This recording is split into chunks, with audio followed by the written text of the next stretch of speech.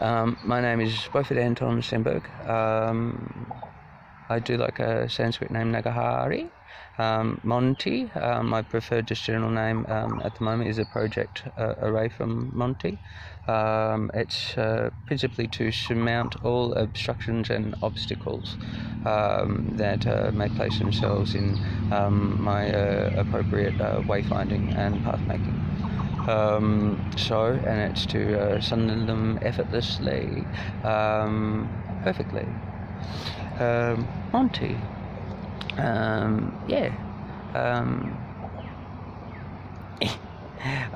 Beaufort.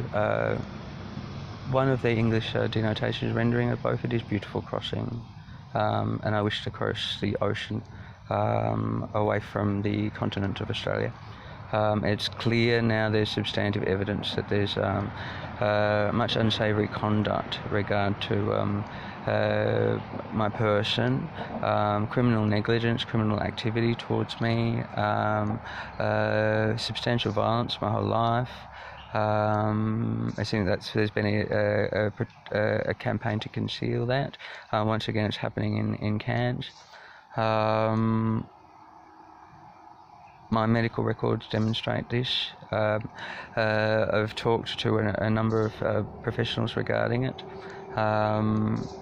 In Northside Clinic, the Gay Men's Health Centre in St Kilda, with my two principal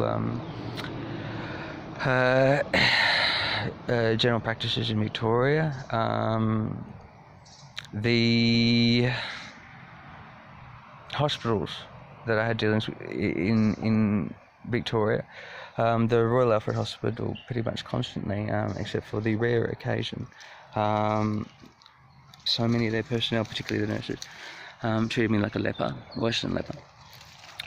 The Royal Melbourne was significantly better, but I only saw them a few times near when I was leaving on Easter Sunday last in 2016 when I fled Victoria as a refugee asylum seeker over the border.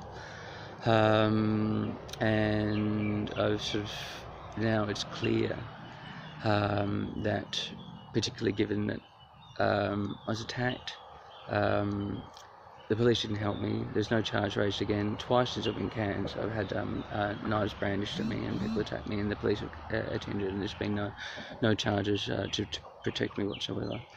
And this is pretty much borne out by my experience of the police of Victoria and now also in Queensland.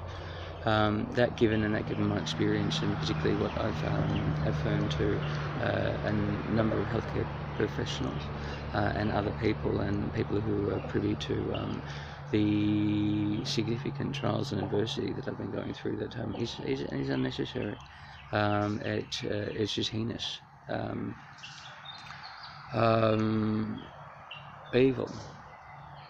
I called up the Swedish Embassy just today. It is clear I need to take political asylum from Australia with a favourable country and people with urgency. Sweden's definitely one of them, any of the Germanic countries, and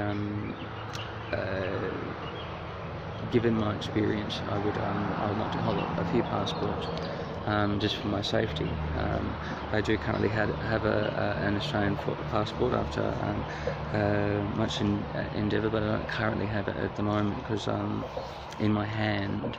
But I do have two other forms of photo ID, my 18 plus card and my Queensland Learner's Driver's Licence and other things. But my birth certificate and my passport, I had to leave because they were going through the process of involuntarily committing me, and there was no reason to do it. So it's clearly smacks of impropriety and malicious agenda.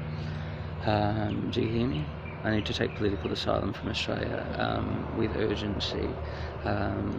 I'm currently just making my way on foot out of out of Cairns.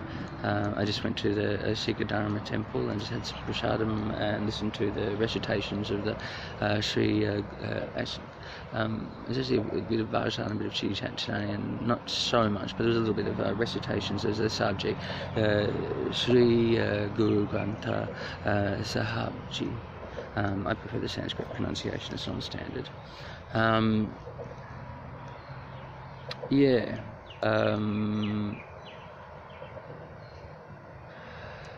It's clear that that's really worrying to me, the involuntary communal thing, given that they can't even manage most of them that I had dealings with there this evening or this morning when I got more than one syllable.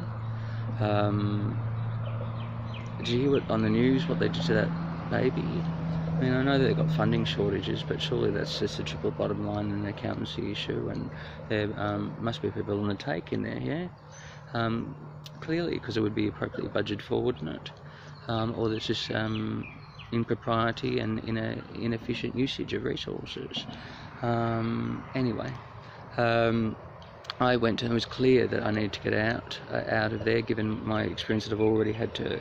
The police wanted another profound betrayal of my person, and then what they were doing, and I was brutalised once again in a crystal hazing, torturous contact, person brandishing a knife, screaming at me that their murderous intention was smashing through a bathroom door, which I had my feet wedged up against to keep shut, and the door smashed through the door, whilst I'm on 000, and all of it was recorded. And there were hard drugs on site. The police knew, were told. They weren't arrested, nothing. They patted me down, walked me out. They were going to take me somewhere I didn't want to go. I affirmed that no, didn't want to get in the divvy van. They wanted to take my things away, my possessions away from me. No. And I clearly said they've it's wonderful now in Queensland. They've got like this these audiovisual, or maybe it's audio. I'm not sure if it's visual, but they've got audio recorders at minimum that I saw on their vests. It's wonderful. So anyway, I'm making my way on foot at the moment, so I'm just having a little bit of a kip and a lay down because it's the full sun of the day. And if you're reading this, it would be lovely. I really appreciate you affirming that you've seen it. And I need some support if people know that I have been under protracted adversity and have had relentless traitors and turncoats in my life. Much of what's happened to me in my life, they've endeavoured to conceal, and other people in vast malicious collusion have endeavoured to conceal it. The malice that's been directed at my person is unconscionable and profoundly litigious, and it's one of the reasons I want to get out of the country with haste to initiate proceedings of lawful awards for damages, pain and suffering, loss of earnings, all of this, the cruelty to the sovereignty and sanctity of my person, the torture of my person, and many other things.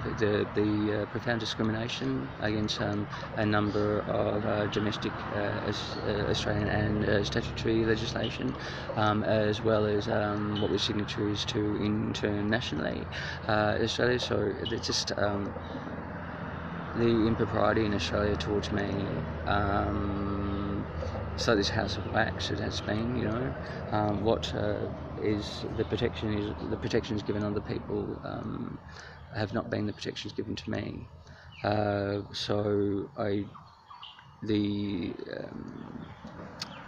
Given that, it's clear I need to take political asylum away from Australia with the favour of country and people, with a sense of urgency.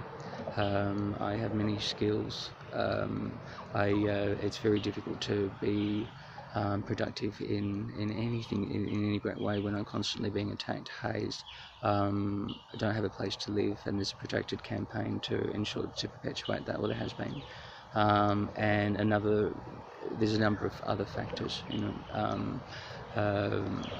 anyway. I need your support.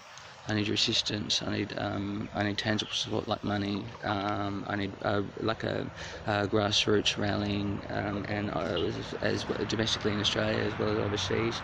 That I need to just get out of Australia safely, somewhere that supports my safety, and we can investigate all of these things that have been happening to me in Australia. There can be administration can be invoked, and they can be investigated.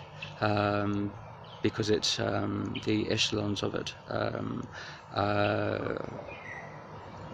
are reified, and